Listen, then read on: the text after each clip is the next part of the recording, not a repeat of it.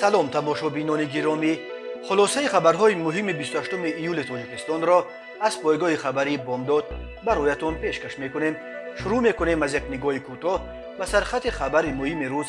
дар ин барнома хабарнигорони бидуни марз парвандаҳои 4 журналисти тоҷикро дурӯғ номид. ҳукми зиндони 2 сукинхеди рӯз барои қатли ваҳшиёнаи як тоҷику як доғистонӣ.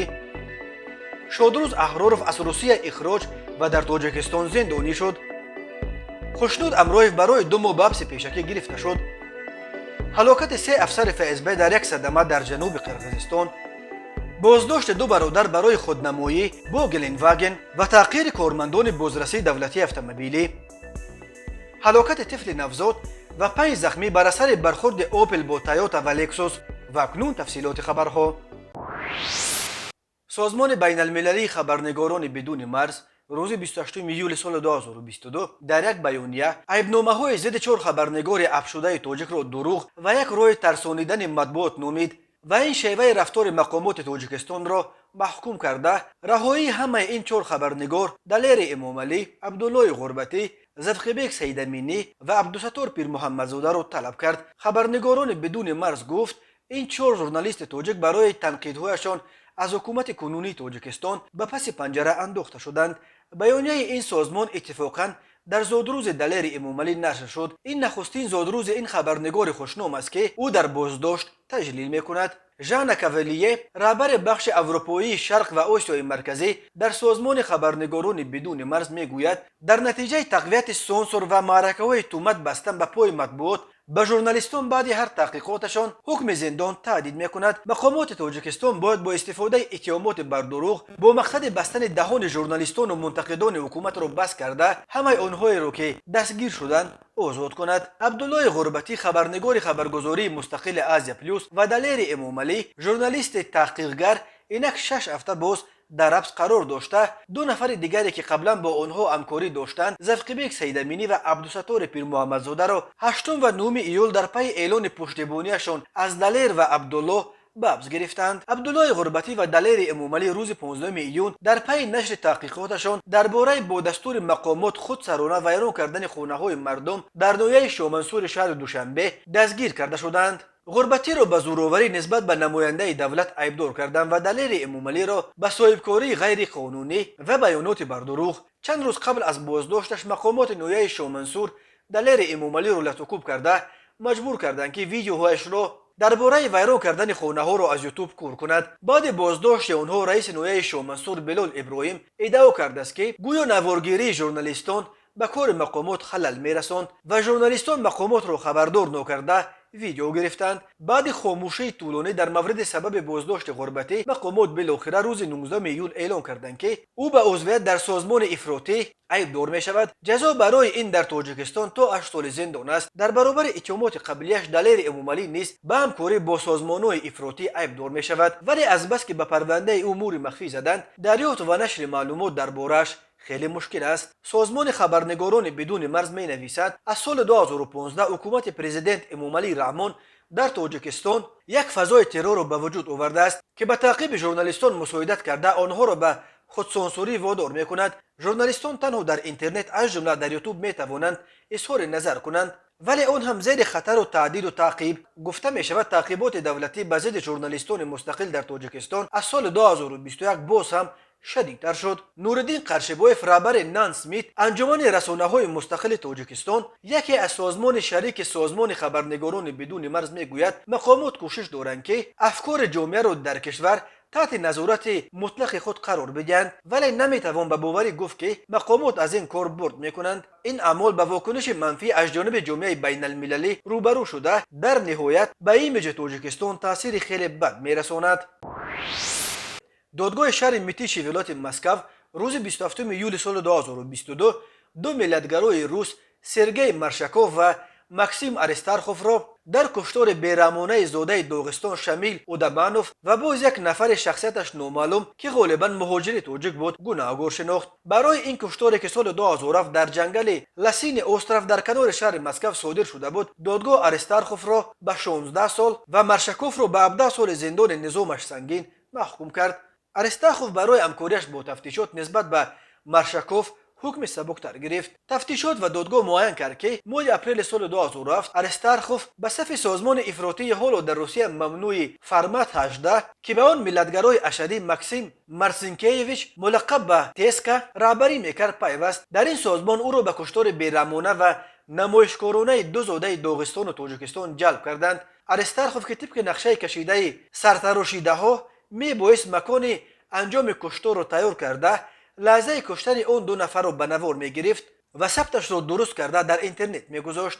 سرتراشیده ها قربانیان آینده را از بین مهاجران پیدا کرده آنها را با این دروغ که گویا در یک نمایش صحنه سازی شده باید اشتراک کنند به جنگل لسین اوستروف برده هر دو را با بیرحمی مخصوص کشتند. در ویدیویی که در اینترنت با نام قتل تاجیک و داغستانی نشر شد و سر و صدای زیاد به بار آورد لحظه کشتن آن دو بیچاره بخت برگشته ثبت شده دیده می شود که افراد نقاب در رو در زیر پرچم با سواستیکای فاشیستی آن تاجیک و داغستانی را با دست و پا و چشمان بسته گذاشتند و سپس یکی را پراندند و دومی را با کارد سرش را از تن جدا کردند. خویشاوندانش در یکی از قربانی ها زاده نویه قزلیورت جمهوری داغستان شمیل اودمانوف را شناختند. شخصیت قربانی دوم را تا حال معاین نکردند ولی باور می رود او زاده تاجیکستان است. مدت زیاد تفتیش این کشتار پر سر و صدا و نمایشکارانه به نتیجه باقی مانده بود ولی سال 2020 ماکسیم مارسینکیویچ یا تسکا که در محبس قرار داشت دست داشتنش در آن دو کشتار را به گردن گرفت و گفت در آن جنایت آرستارخوف نیز اشتراک داشت. صبح 16 سپتامبر سال 2020 مارسینکیویچ را در کامرای سزای شهر چلیابینسک مرده پیدا کردند. مرگ او را رسما خودکشی اعلام کردند. از مارسینکیویچ چند نامه پیش از مرگ پیدا کردند که یکیش را حتی در دهانش پنهان کرده بود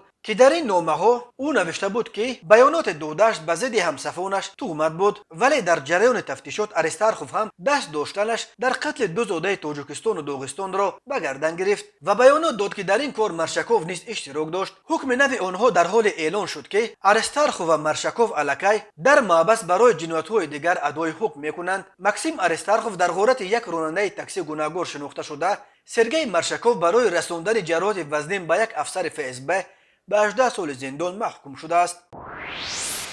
دادگاه نهایی سینای شهر دوشنبه یک فعال شبکه‌های اجتماعی را که پس از اخراج از روسیه بازداشت شده بود با اتهام دعوت به افراطگرایی از طریق اینترنت به 6 سال زندان محکوم کرد.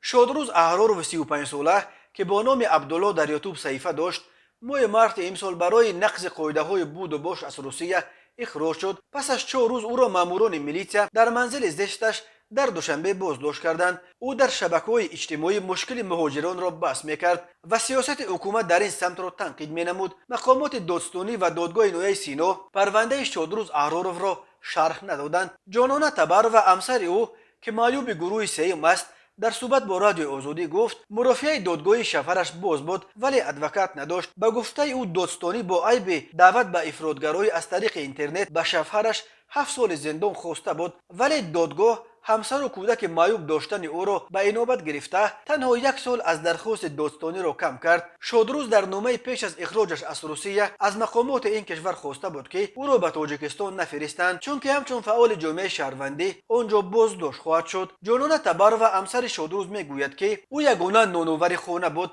و حالا با 3 کودک خردسالش در خانه والدان با مشکلی روز میگذراند. میخواستم از حکم شوهرم به زینه بالای دادگاه شکایت کنم ولی فکر میکنم که این بیفایده است، گفت او. در چند سال آخر 10 فعال تاجیک از روسیه به تاجیکستان اخراج شدند و اکثر آنها بازداشت و زندانی شدند.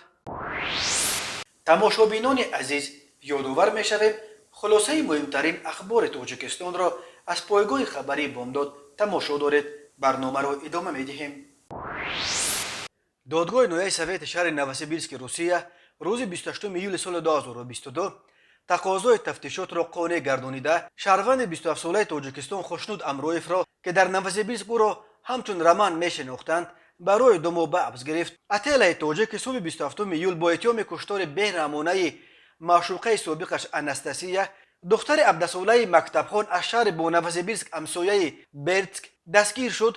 دست کم تا 26 سپتامبر پشت پنجره در سزا خواهد ماند. اناستاسیا شب 26 ایول در جنوب شهر نوسیبیرسک با دست کم 15 ضرب کارد کشته شد. وقتی که قاضی پرونده برای تنفس بیرون رفت، ژورنالیستان در دادگاه جمع شده توانستند با خشنود سوال و جواب انجام دهند. او اصرار داشت که دختر دوست داشته‌اش را برای به وی خیانت کردن کشته است. شما گناه را به گردن میگیرید، اظهار پشیمانی میکنید؟ پرسیدند ژورنالیستان. بله. چرا این کار روی داد؟ برای خیانت. شما او را دوست می‌داشتید؟ خیلی. در باز وا می‌خوردید؟ 2 سال باز.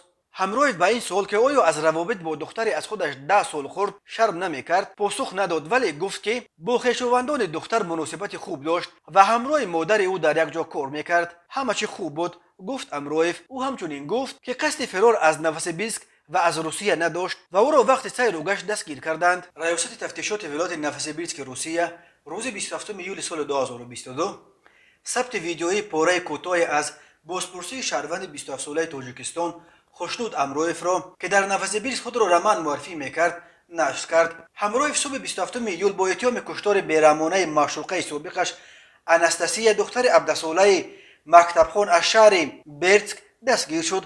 انستاسیا شب 26 ایول در جنوب شهر نوسیبیرسک با دست کم 15 ضرب کارد کشته شد. سامانه محلی ترگراد نوسیبیرسک با تکیه به منبعش در مقامات حفظ حقوق خبر داد که مرد دستگیر شده در روسیه قانونی زندگی میکرد و تا ماه فوریه سال 2023 حق اقامت داشته است. ولی منبع این نشریه خبر داده است که مرد 27 ساله دستگیر شده ماه دکبر سال 2019 بر اساس قسم یکم ماده 119 کودکس جنایتی روسیه با اتهام تهدید کشتن و ماه فوریه سال 2020 بر اساس قسم دوم ماده 115 با جرم رسانیدن آسیب سبک به سلامتی محکوم شده بود. نشریه دیگر نوسیبیرسک قبلا خبر داده بود که امرویف پیشتر برای تهدید کشتن و لطکوب یک معشوقه دیگرش که با او قبل از انستاسیا مناسبت داشته است به جوابگری کشانیده شده تقریبا نیم سال در سزا قرار داشته است. نشریه دیگر نوسیبیرسک می نویسد که قبل از کشتن امرویف خطاب به انستاسیا گویا گفته است که یا از من میشوی یا از هیچ کسی دیگر. طور بامداد قبلا خبر داد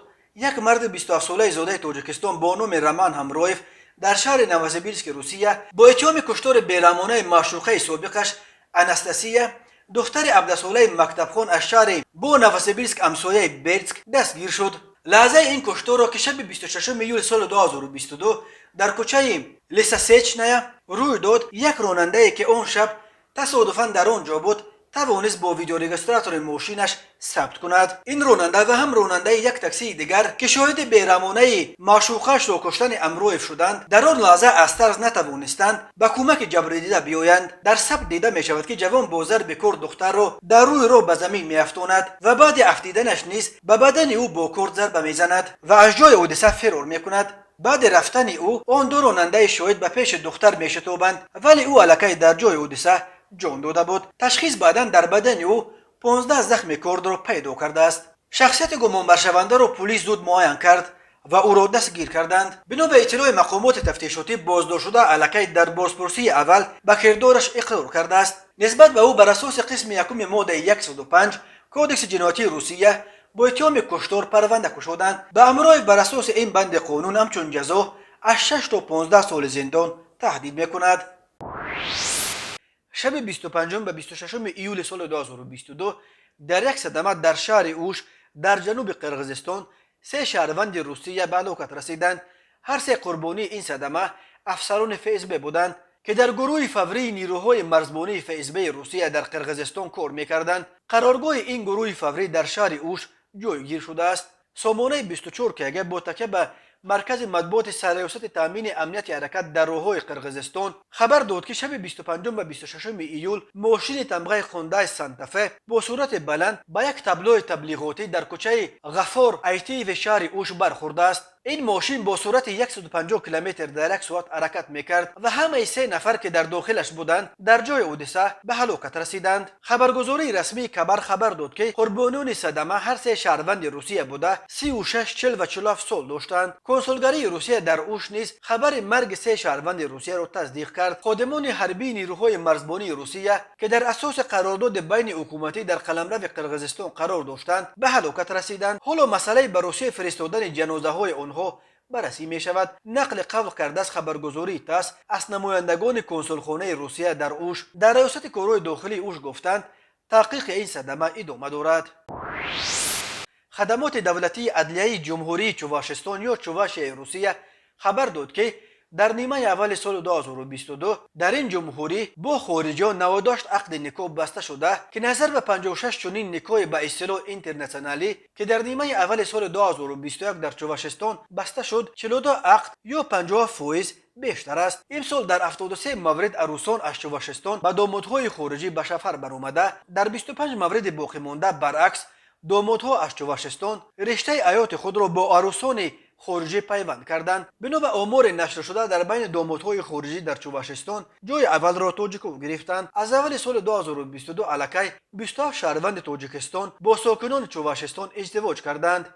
در جای دوم زادگان آذربایجان میآیند که 10 نفر آنها امسال در چواشستان خانه دار شدند. ساکنان این جمهوری روسیه امسال همچنین با شهروندان عراق، سوریه، ترکمنستان، مصر، اوکراین و کشورهای دیگر عقد نکاح بستند. سال گذشته اداره‌های زاکس ولایت سراتوف و جمهوری ادموردستان روسیه نیز خبر داده بودند که عروسان محلی در این دو منطقه از بین دامادهای خارجی بیشتر از همه به زادگان تاجیکستان ازدواج کردند. زاکس شهر مسکو پایتخت روسیه نیز با نتیجه گیری سال 2021 خبر داده بود که عروسان مسکوی نیز بیشتر از همه به دامادها از تاجیکستان به سفر میبرایند. از 1500 داماد خارجی قریب 4 یا 355 عقد نکاح با شهروندان تاجیکستان بسته شده، 142 نکاح با دامادها از اوکراین، 141 ازدواج با شهروندان قرقیزستان و 107 نکاح با دامادها از بلاروس ثبت شدند.